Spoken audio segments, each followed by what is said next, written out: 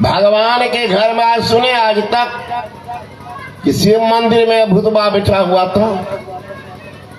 सुने हैं? जबकि शंकर हो आपने भूते पिशाच के साथ रहने वाला। काली मैया दुर्गा मैया के रूम में भूत था, सुने आज तक? अरे महाराज कहते हैं भूत पिशाच निकट नहीं आवे। कब? महावीर जब नाम सुनावे, नासे रोग हरे सब पीरा, जपत रहे हनुमंत बलबीरा। हनुमान के नाम लेने से भूत पिशाच निकट नहीं आवे। अब महापुरुष जहां जाएंगे भूत पिशाच वहां जाएंगे। गुरु महाराज की वाणी में पढ़िए, सतगुरु दरस देन हित आए, भाग जगे हमरे, आनंद मंगल पूरी भय सब शुभ शुभ भासगरे, पाप समूह दरसते भागे। गंगा पर पाप समूह दरसते भागे, पुण्य सकल डगरे। महापुरुष अगर आ भी गया तो समझिए सब काम हो गया। बाकी नहीं रहता है कि बाबा 500 में पूरा ये दिए आए। समझिए भगवान श्री कृष्ण कह रहे मद भक्ता यत्ति तंती पादं प्रक्षालयन्ति च तत्र स्थानं महातीर्थ सुपवित्र भरे ध्रुवं। हे उद्धव, मेरा भक्त पुत्र जहां बैठते हैं, जहां चलते हैं, जहां पैर धोते हैं, जहां शयन करते हैं, वो धरती महापवित्र हो जाती है। किनकी वाणी है? महायोगेश्वर भगवान श्री कृष्ण की वाणी। वो कहाँ जो आगे दिया है उनको बैठाइए ना सत्संग हमारा। अभी वो बिहरने जैसे भगता है। तो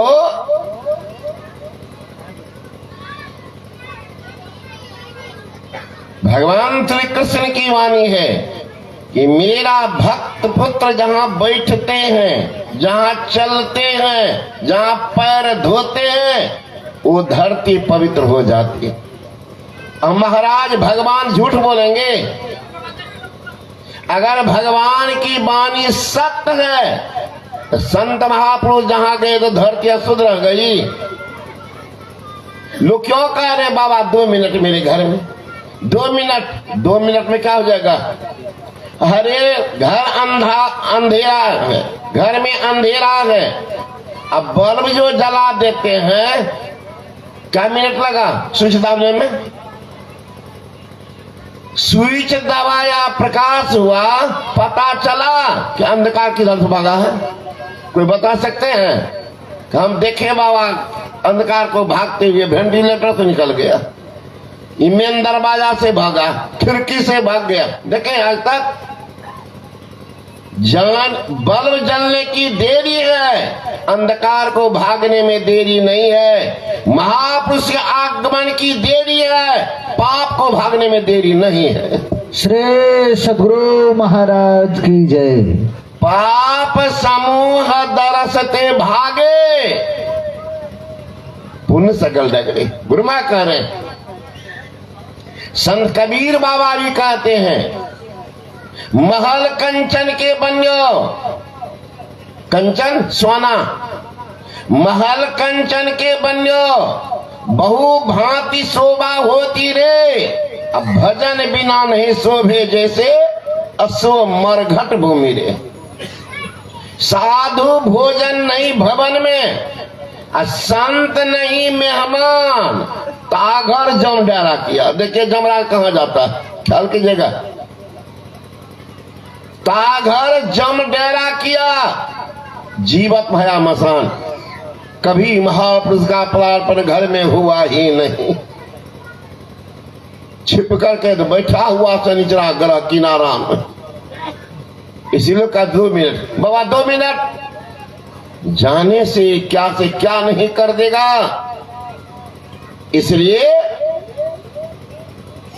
सत्संग उनको सुनाया जाता है, उनको शांति मिलती है,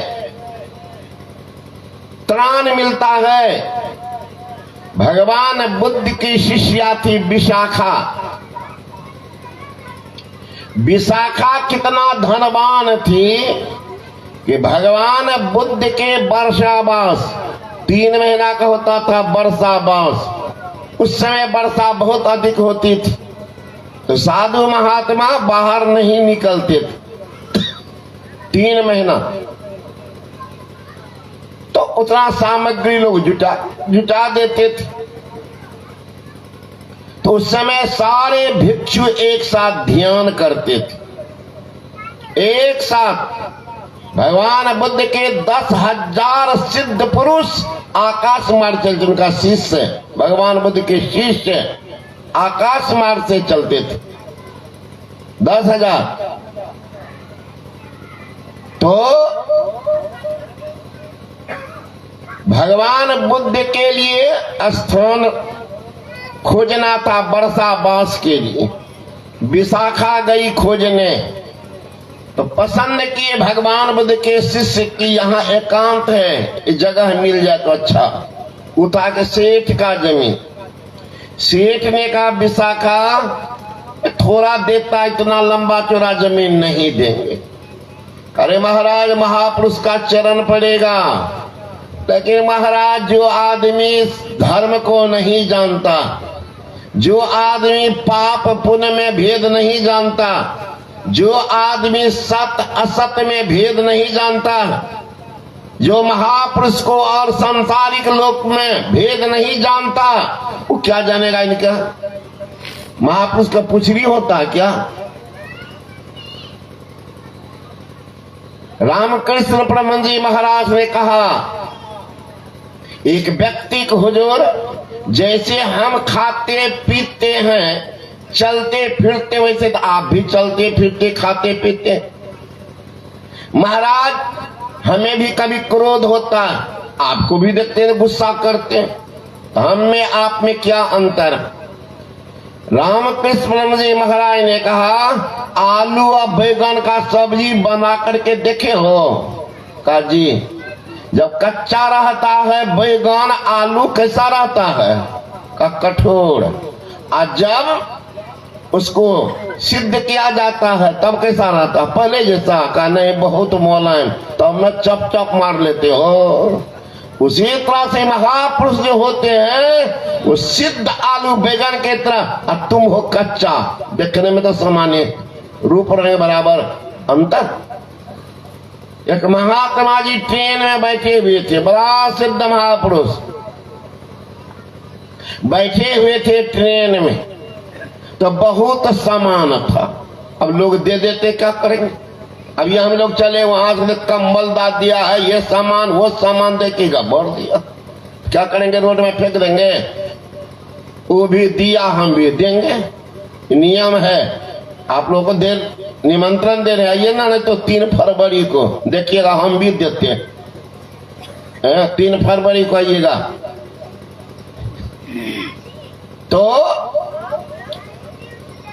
साधु का ये काम है लूट के लाओ कुट के खाओ, बचाओ नहीं, माइनस प्लस बराबर। तो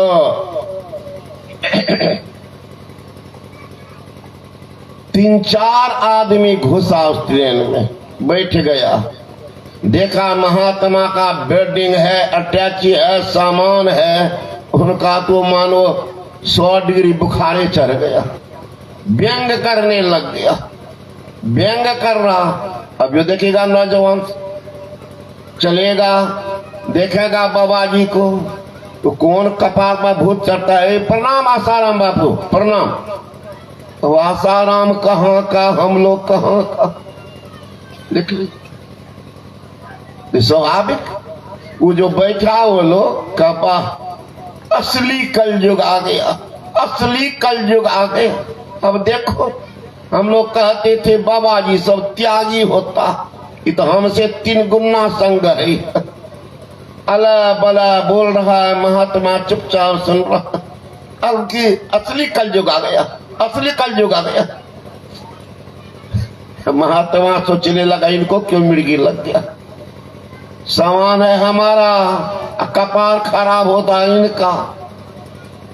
थोड़ी देर के बाद वो सब चुपचाप हो गए। महात्मा जी कहते हैं कि अरे महाराज गाड़ी यहां रुकेगी, चलिए ना थोड़ा चाय पान हो जाए, चाय पान हो जाए। चलिए गया सब प्लेटफॉर्म पर उतर कर चाय पीने लगा। अब तब तक गाड़ी में सीटी हो गई। अभी लोग हर बार कर रहा है ना गाड़ी में जाने के लिए। बाबा जी निश्चिंत। गाड़ी जो खुलने लगी भागा, 2-3 को पकड़ा। महात्मा था बलगौर, है ना। कहाँ भाग रहे हो?